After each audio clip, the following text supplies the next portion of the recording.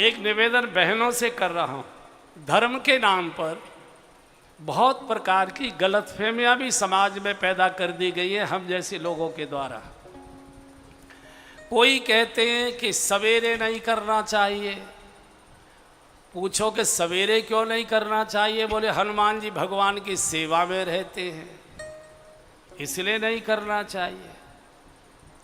सवेरे हो गया तो हो गया, पुरुषों से तो फिर दिन में होगा नहीं।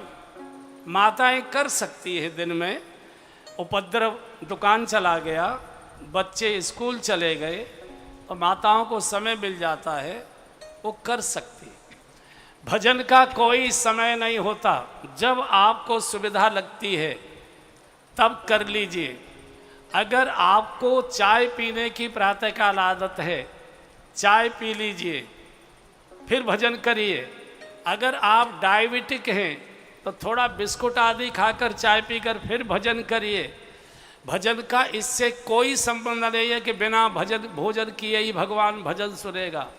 हमारे आचार्यों ने कह दिया भूखे भजन, हाँ ये सबको याद है, भूखे भजन। कुल मिलाकर भजन पाठ पूजा होना चाहिए। ये बेकार के पाखंड में फंसने की आवश्यकता नहीं है।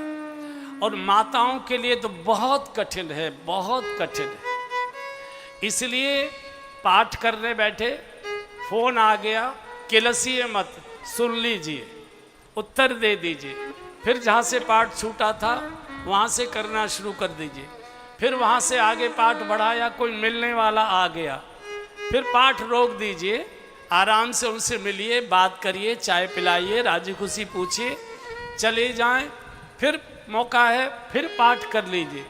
मान लो फिर दिन में अवसर नहीं मिला, शाम कर, शाम को भी नहीं मिला, रात अपनी है, करके सोइए।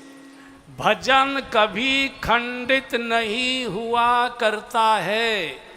अनुष्ठान खंडित होते हैं जो किसी संकल्प से किए जाते हैं।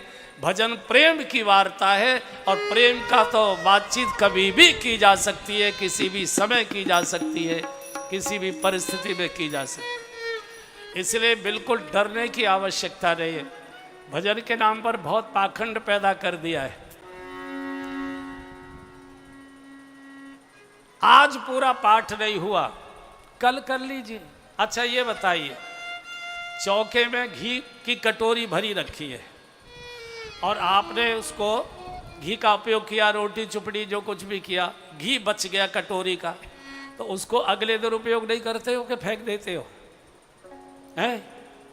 फेंक देते हो कि नहीं फेंकते हो ना? चीनी चाय में डाली डिब्बे में जो बची हुई है उसे अगले दिन के लिए रख लेते हो कि नहीं रख लेते हो? तो जब घी को नहीं फेंकते हो तो फिर भजन को क्यों फेंक रहे हो? अगले दिन फिर जहाँ से छूटा था फिर वहाँ से शुरू कर दीजिए। आज तक जो भय बैठा हो आपके मन में उसे निकाल दीजिए। हनुमान जी को मालूम है कि इस कलिकाल में गृहस्थाश्रम में कितने झंझटें हैं और इतने झंझटों में से भी ये भजन कर रहा है। इसके साथ शर्तें मत लगाओ, ये शर्तें सतयुग त्रेता की है, कलयुग की कोई शर्त नहीं है। भाव कुभाव अनख आलस हो, नाम जपत मंगल दिस दस हो,